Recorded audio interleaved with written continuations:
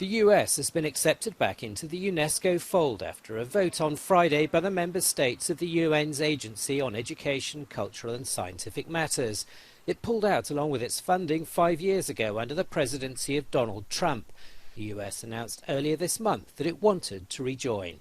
If you're really going to say that you are involved in global cooperation on a range of issues, whether we're talking about climate change, whether we're talking about journalistic freedom, whether we're talking about technological and scientific progress, you should be part of UNESCO. Why shouldn't we work together for educational, scientific, and cultural heritage and for progress? Now, it may happen that by being on the right side of contemporary affairs, you also gain soft power for yourself. Although the vast majority of countries voted in favour, Russia and China both opposed its return.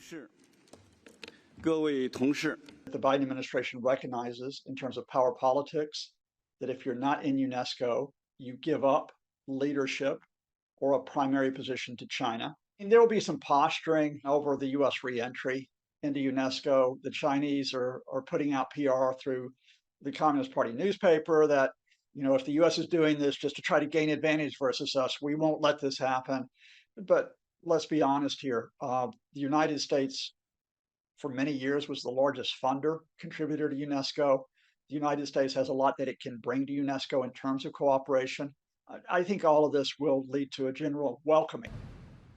The decision gives the US a seat at the table, but it comes at a cost, with hundreds of millions of dollars in funding to be paid.